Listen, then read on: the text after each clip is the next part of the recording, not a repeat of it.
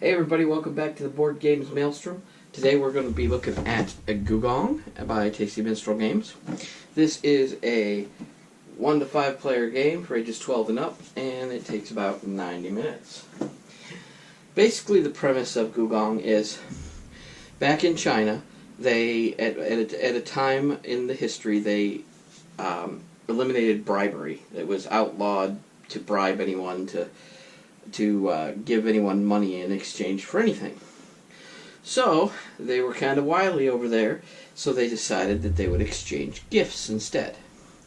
You give someone a high-priced gift for a lower-priced gift, and so that's the main mechanic of this game.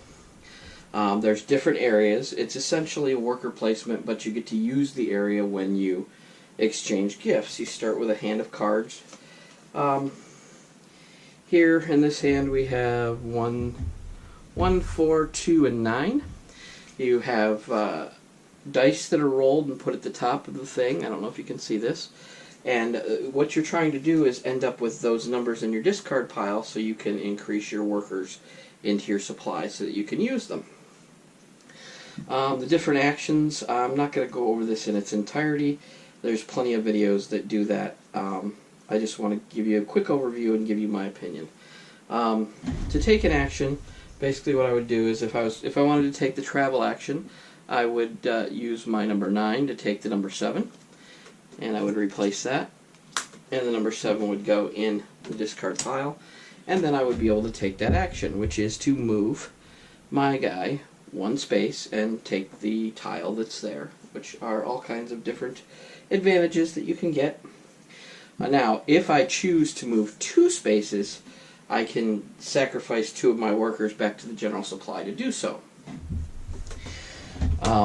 Each of these spaces out here does a similar thing. You can use it, or you can sacrifice workers and get a better action.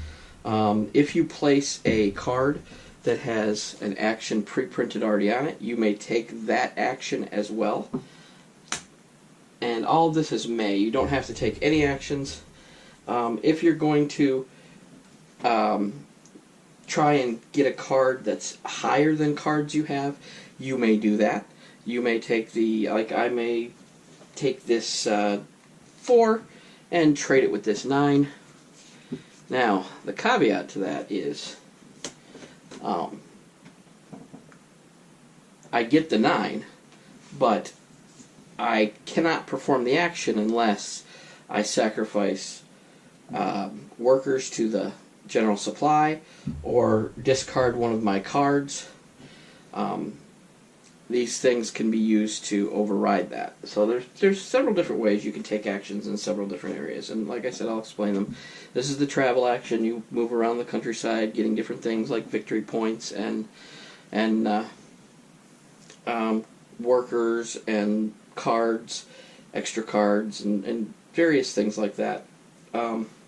After you get them and use the ability, then you put them up here, and then as you accumulate them, you can trade them in for 2 of them for a worker, 4 of them for 2 victory points, or 6 of them for a jade.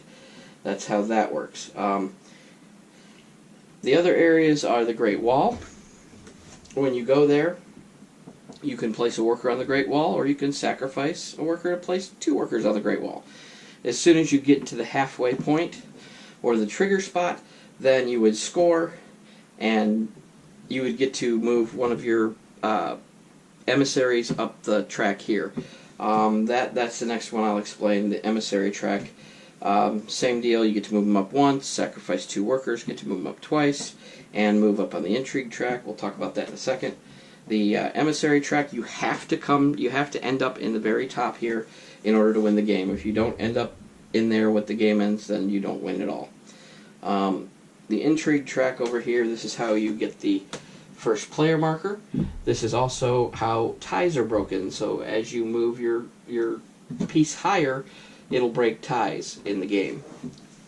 That may happen. Over here, this is the jade area. Jade is pretty much for final scoring. You get certain victory points per the amount of jade that you have.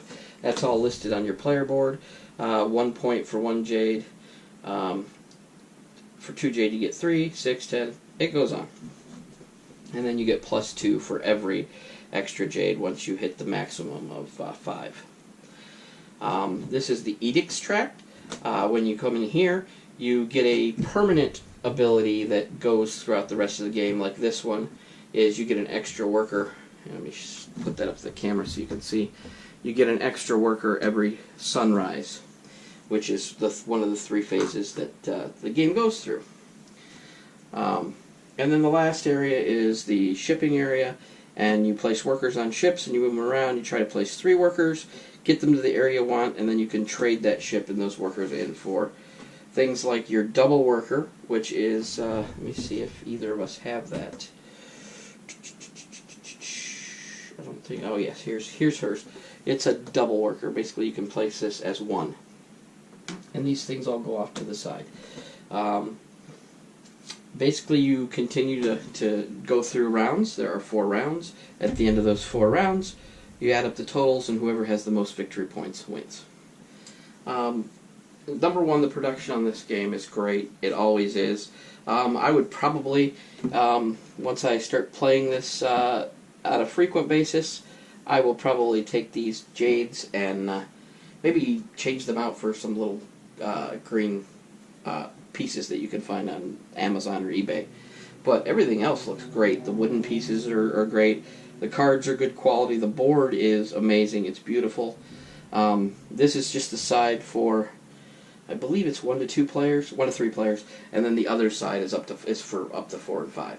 So the board gets smaller, expands. You know, it changes based on the number of players. I like the gameplay. It's interesting. It's not like traditional worker placement where you just place your guy and take the action. You must exchange. You can do more than 1 action when you exchange based on your combos. You could put down a card that lets you do another action that you need to do before you do this action that you put that you traded cards out with. One of the things I think I forgot to mention is ones are the only card that can take 9s. And you can see the symbol right here, and it allows you, that 1 will allow you to take a 9. But basically that's the overview of the game. My thoughts are, I really like this game. It's very interesting. I've only gotten to play it up to 3 players. I'd like to play it with 4 and 5, but I can't see it changing all that much. I might get tighter, the spaces and how you, but for the most part, it's a great game. It's very easy to understand in the rule book. It's not difficult. I would say less than intermediate players can play this. Anybody, this isn't a very heavy game. It's interesting. There's a lot of strategy, but it's not super heavy. So in this review, I'm going to go ahead and give this 4 out of 5. Category Storm. This is a very, very good game, and this is one that I would add to my collection if I were you, and you enjoy this type of game. Until next time, thanks for stopping by the Board Games Maelstrom.